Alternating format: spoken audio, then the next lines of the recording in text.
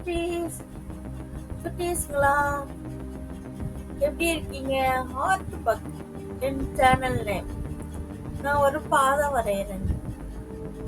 ஒரு கொலுசெல்லாம் போட்டு சலங்கையெல்லாம் கட்டி அது மாரி ஒரு பாதை வரைகிறேன். பாருங்க, நீங்களும் அதை பார்த்து வரைங்க. ஒரு குட்டி கதை சொல்கிறேன்.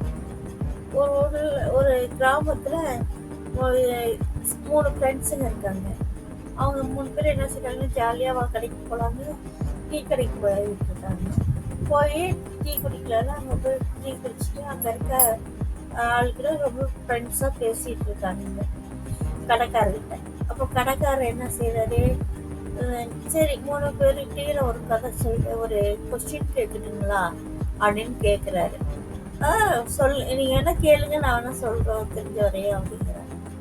அப்போ சொல்லும் போது ஒரு டம்ளரில் வந்து காஃபி இருக்கு, ஒரு டம்ளரில் தண்ணி இருக்கு, இன்னொன்றுல வெறும் டம்ளர் மட்டும் இருக்கு, காற்று அது ஒன்றுமே இருக்காது. அப்படி வச்சிருக்காங்க.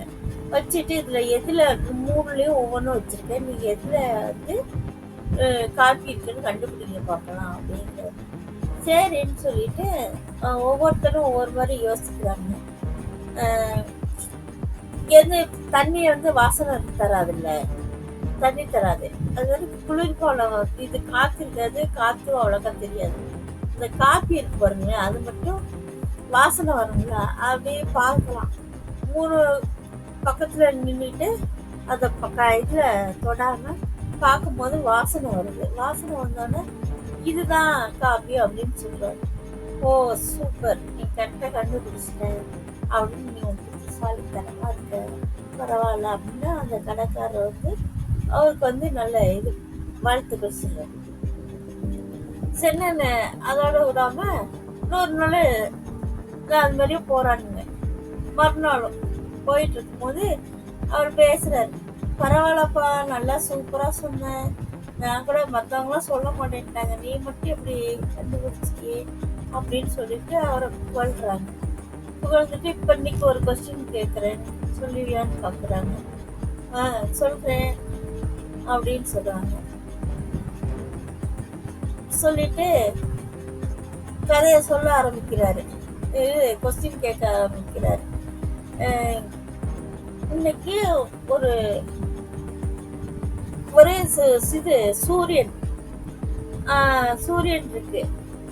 சுரேஷ் வந்து சிரிச்சபடியே காப்பி குடிச்சிட்டு கேட்குறான், ஒரு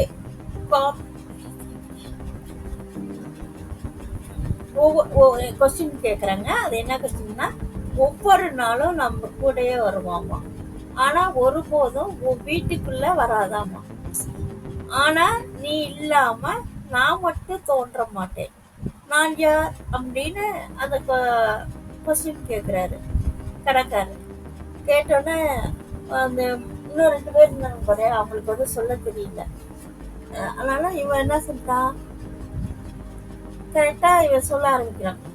அது வந்து என்ன தெரியுமா, அதுதான் நிழல், நம்மளுடைய நிழல் தான் அது. நம்ம இல்லாம எங்கேயுமே போகாது, நம்ம கூடயே தான் அது வரும் அப்படின்னு சொல்றாங்க அந்த கதையில. அப்புறமேட்டுக்கு அவன் என்ன செய்யறான், அவ்வளோதான், கதை முடிஞ்சிருச்சு. வணக்கம். Thank you.